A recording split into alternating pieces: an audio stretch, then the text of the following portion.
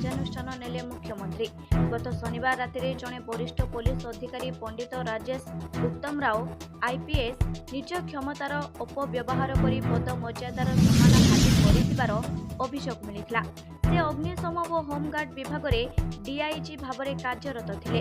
ନୀତି ବିୟୋଗର ବୈଠକରେ ଯୋଗ ଦେବା ପରେ 4 ଦିନିଆ ଦିଲ୍ଲୀ ଗସ୍ତରେ ଶେଷ କରି ମୁଖ୍ୟମନ୍ତ୍ରୀ ଶ୍ରୀ ମୋହନ ଚରଣ ମାଝୀ ଗତକାଲି ସନ୍ଧ୍ୟାରେ ଭୁବନେଶ୍ୱର ପ୍ରତ୍ୟାବର୍ତ୍ତନ କରିବା ପରେ ଘଟଣା ସମ୍ପର୍କରେ ଅବଗତ ହୋଇ ତୁରନ୍ତ ପଦକ୍ଷେପ ଗ୍ରହଣ କରିଛନ୍ତି। ବିଶୃଙ୍ଖଳିତ ବରିଷ୍ଠ ପୋଲିସ ଅଧିକାରୀଙ୍କୁ କାର୍ଯ୍ୟରୁ ତୁରନ୍ତ ନିଲମ୍ବନ କରିବା ସହିତ ବିହିତ କାର୍ଯ୍ୟାନୁଷ୍ଠାନ ନେବା ପାଇଁ ବିଭାଗୀୟ ଅଧିକାରୀଙ୍କୁ ମୁଖ୍ୟମନ୍ତ୍ରୀ ନିର୍ଦ୍ଦେଶ ଦେବା ପରେ ସମ୍ପୃକ୍ତ ଅଧିକାରୀଙ୍କୁ ନିଲମ୍ବିତ କରାଯାଇଛି। ଭୁବନେଶ୍ୱରରୁ ରଜତ ମହାନ୍ତିଙ୍କ ରିପୋର୍ଟ, ମାନବାଧିକାର ନ୍ୟୁଜ୍ ଇଣ୍ଡିଆ।